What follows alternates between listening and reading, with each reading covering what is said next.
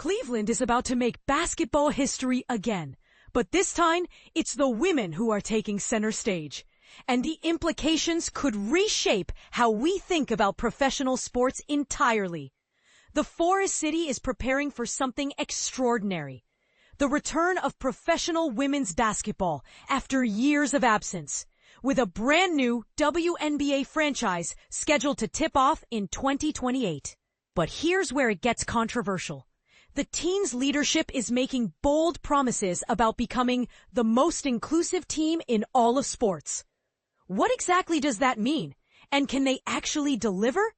We sat down with Allison Howard, the freshly appointed team president who's spearheading this ambitious venture, to dive deep into what Cleveland fans can truly expect. Her responses might surprise you, and they definitely raise some eyebrow-raising questions about the future of women's professional athletics.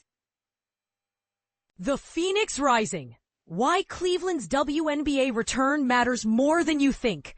When asked about the weight of bringing women's professional basketball back to Northeast Ohio, Howard's response revealed something fascinating about the city's hunger for this opportunity.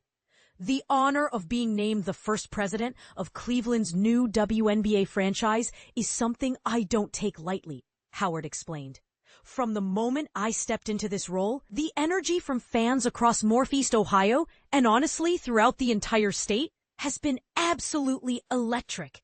But here's the part most people miss. This enthusiasm wasn't just a reaction to the official announcement. According to Howard, the excitement was already building momentum even before the organization submitted their formal bid back in January 2025. The community didn't just want this. They were practically demanding it, she noted. This raises an intriguing question. If the demand was so obvious, why did it take so long for Cleveland to get another shot at women's professional basketball? Ghosts of the past, the Cleveland Rockers' legacy question. Here's where things get emotionally charged. The original Cleveland Rockers weren't just any team. They were founding members of the WNBA, part of that legendary original 8-team lineup that launched the league. Their impact on Cleveland's basketball culture ran deeper than many casual fans realize. Howard revealed something particularly telling about current Cavaliers owner Dan Gilbert's perspective. Dan has openly expressed regret about not being positioned to acquire the Rockers before they folded. This admission suggests that the loss of the Rockers wasn't just a business decision.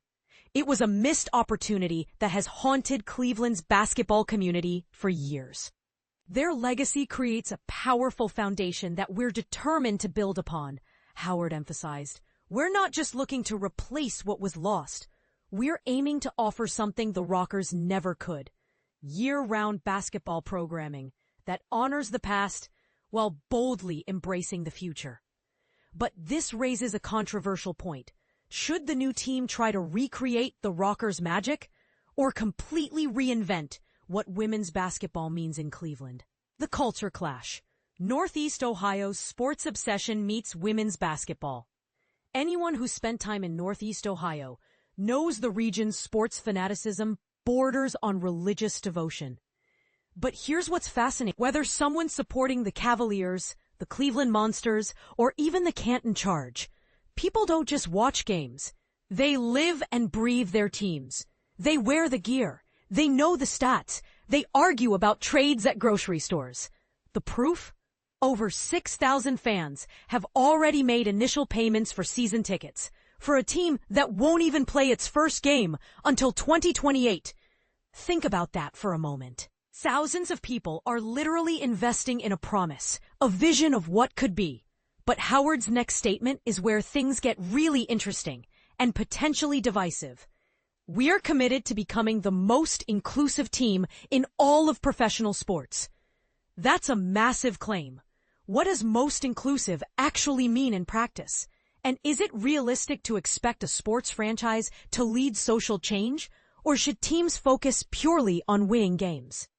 Building something different, the community engagement strategy, Howard's approach to understanding Cleveland's desires, reveals something unique about this franchise's development philosophy. Instead of relying solely on focus groups or market research, The team's leadership is taking a surprisingly grassroots approach. We're everywhere. Community events, grocery stores, just walking around downtown Cleveland, Howard described. We're constantly having conversations with people about what they want to see from their WNBA team. And here's the crucial part. We're not just listening to the praise. We're actively seeking out constructive criticism and using it to guide our decision-making process. This level of community involvement, before a team even has a name or uniform, is almost unheard of in professional sports. Most franchises develop their identity behind closed doors, then present it to the public as a finished product. But is this approach actually better, or does it risk creating a designed-by-committee team identity that lacks focus and personality? Howard's message to Cleveland right now is direct. We are building the most inclusive team in all of sports, and together starts now. Not in 2028, not next year, but right now. The facilities game, where world-class meets female-specific. Here's where the timeline gets interesting and reveals some strategic thinking that might surprise you. The new WNBA team won't just be sharing facilities with the Cavaliers. They're actually going to inherit and transform the Cavs' current training center. Our WNBA athletes will have access to absolutely top-tier facilities, Howard explained. Once the Cavaliers relocate to the new Cleveland Clinic Global Peak Performance Center in 2027, we'll completely renovate the Independence training facility with female-specific equipment and upgrades. The timing isn't coincidental. It's precisely orchestrated. The renovation will be completed just in time for the 2028 season launch, meaning Cleveland's WNBA players will train in facilities specifically designed for women's athletics, rather than making do with spaces originally built for men. But this raises an important question. Does female-specific equipment and facility design actually make a significant difference in athletic performance? Or is this more about symbolism than substance? The expansion equation. More teams, more opportunities, more competition. Howard's perspective on WNBA expansion reveals both optimism and realism about the league's current trajectory. The WNBA is experiencing exponential growth right now, she noted. More cities want teams, more ownership groups are getting involved, and frankly, the bar is being raised across the entire league.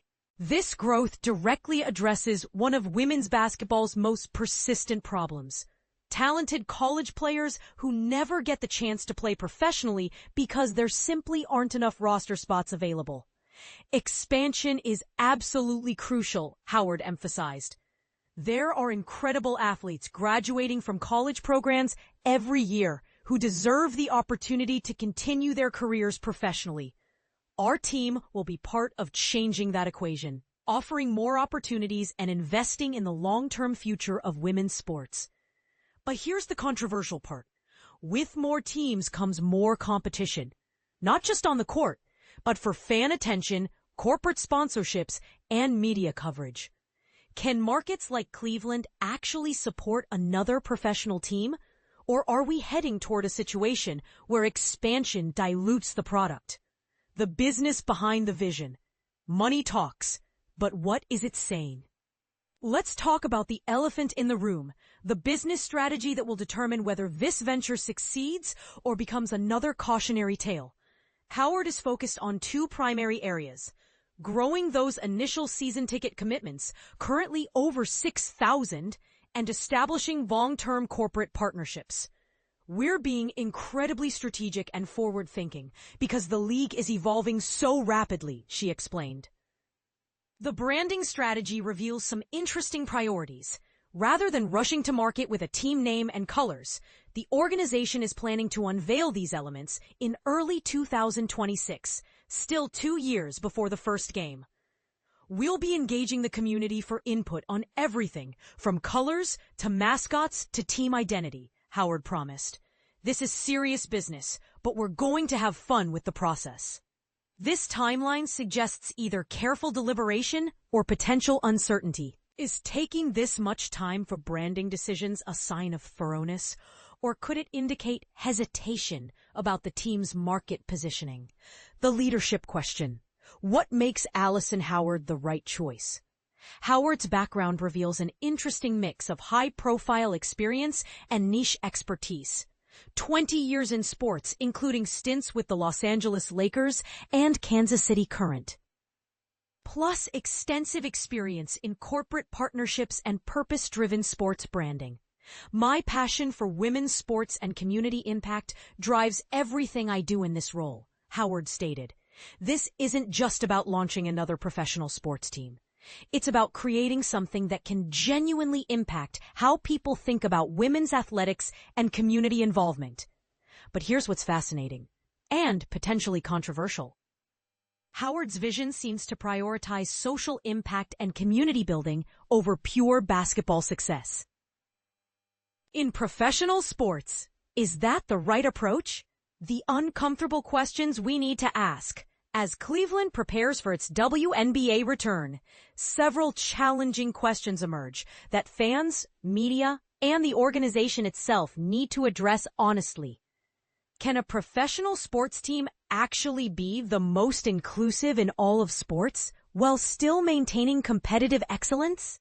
History suggests that teams with the strongest social missions sometimes struggle to balance those values with winning championships. Is Northeast Ohio's sports market large enough to support another professional franchise without cannibalizing support from existing teams? The Cavaliers, Browns, and Guardians already compete for fan attention and corporate dollars. Will the focus on community input and inclusivity result in a team identity that truly represents Cleveland? Or could it produce a watered-down brand that tries to please everyone and excites no one?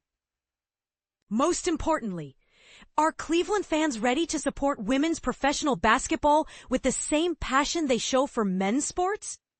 Or will the initial enthusiasm fade when the novelty wears off? Your turn to weigh in. As Cleveland prepares for this historic return of women's professional basketball, the conversation is just beginning. Allison Howard and her team are making bold promises about inclusivity, community engagement, and championship-caliber basketball. But promises are easy. Delivery is what matters. What do you think? Are Howard's ambitious goals realistic, or is she setting expectations that will be impossible to meet? Can Cleveland truly support another professional sports team, especially one that's prioritizing social impact alongside athletic success? More controversially, should professional sports teams be leading conversations about inclusivity and social change? Or should they focus purely on entertainment and winning games? The clock is ticking toward 2028, and Cleveland's WNBA story is being written right now. The question is, what chapter will you help create?